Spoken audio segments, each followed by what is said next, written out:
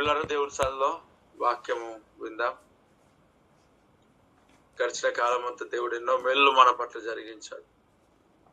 ఎన్నో ఆశ్చర్యమైన కార్యాలు మన పట్ల ప్రభు జరిగించాడు.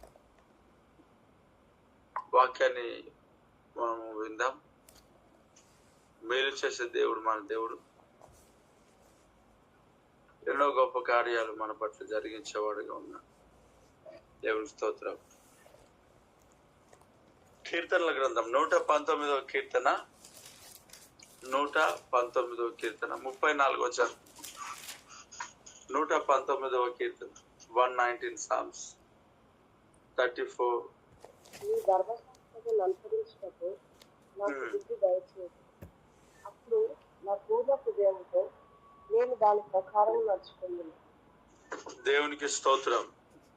ఇక్కడ ఈ దినానికి ఈ ప్రార్థన మనకు అవసరమైంది. ఈ స్టేట్మెంట్ మనకు అవసరమైంది. నీ ధర్మశాస్త్రం అనుసరించుటకు నాకు బుద్ధి దయచేయము, అప్పుడు నా పూర్ణ హృదయంతో నేను దాని ప్రకారం నడుచుకుందును. దేవుని యొక్క ధర్మశాస్త్రం వాక్యం అనుసరించి నడవాలి అని అంటే ఖచ్చితంగా బుద్ధి అనేది అవసరం. బుద్ధి జ్ఞానములు సర్వ సంపదలు ఆయన యందు ఉన్నాయంట, ఆయన చేతిలో ఉన్నాయి. అంటే ధర్మశాస్త్రం అనుసరించి నడవాలి అని అంటే ఖచ్చితంగా బుద్ధి అనేది అవసరం. లేదంటే ఆ బుద్ధి అనేది లేకపోతే మనం వాక్యాన్ని అనుసరించి నడుచుకోలేం, మనం త్రోసేస్తాం. అనేక ప్రజలు దేవుని వాక్యాన్ని అనుసరించలేకపోతున్నారు. వాక్య ప్రకారంగా వారు నడుచుకోలేకపోతున్నారు. ఖచ్చితంగా వాక్యాన్ని అనుసరించాలంటే బుద్ధి అనేది మనకు ఖచ్చితంగా అవసరమైంది. దేవునికి స్తోత్రం. వాక్యం ఇక్కడ నీ ధర్మశాస్త్రమును అనుసరించుటకు నాకు బుద్ధి దయచేయము అంటున్నావు. అనుసరించాలి. వాక్యం ధర్మశాస్త్రాన్ని అనుసరించాలి, వాక్యాన్ని అనుసరించాలి. అనేక మంది జీవితాల్లో వాక్యాన్ని అనుసరించకుండా లోకాన్ని అనుసరించే వాళ్ళు ఉన్నారు. ఆయా సంఘములకు వెళ్తుంటారు, ప్రార్థనకు వెళ్తుంటారు, లేక లైవ్ ద్వారా వాక్యాన్ని వింటుంటారు, ఆరాధన అయింది అని అనుకుంటారు. మొత్తానికి వారి జీవితంలో ధర్మశాస్త్రం అనుసరించి నడుచుకోలేకుండా ఆగిపోతుంటున్నారు. అక్కడ అన్నాడు, నీ ధర్మశాస్త్రము అనుసరించుటకు నాకు బుద్ధి దయచేయి ప్రభువా.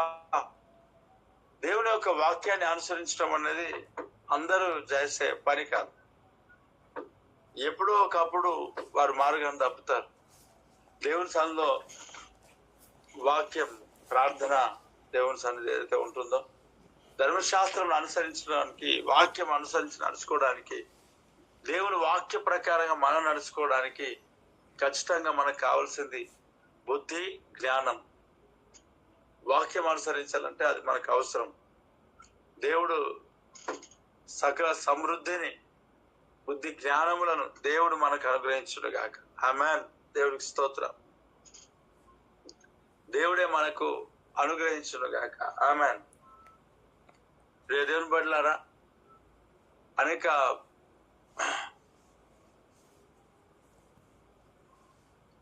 Thank you Jesus, thank you.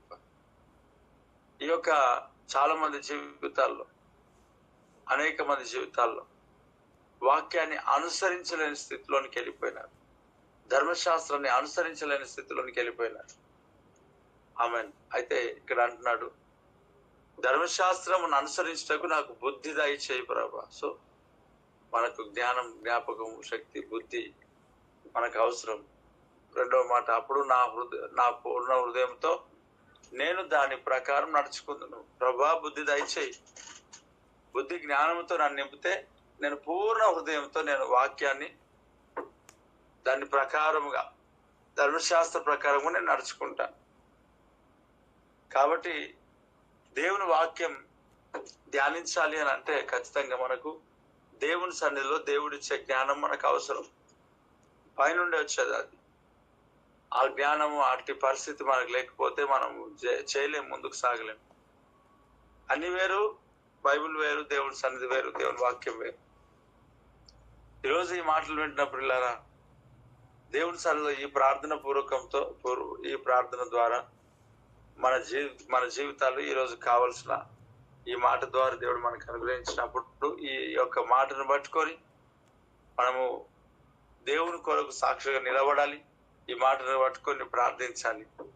దేవుడు ఈ మాటను అనేకులను బలపరిచి ధైర్యపరిచి నడిపించును గాక. ఆమేన్. ప్రార్థన.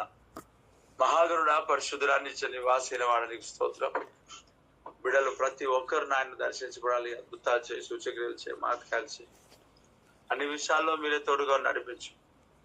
బిడ్డల యొక్క ప్రయాణంలో తోడుగా ఉండి యాక్సిడెంట్స్, అపాయాలు, ప్రమాదాలు, మరణములు, అక్రమాలు కొట్టివేయి, దీర్ఘాయుష్నిచ్చి అన్ని విషయాల్లో తోడుగా ఉండి ప్రభా, ప్రతి కీడు, ప్రతి సమస్య, ప్రతి ఇబ్బందులన్నీ సంపూర్ణంగా తొలగించు.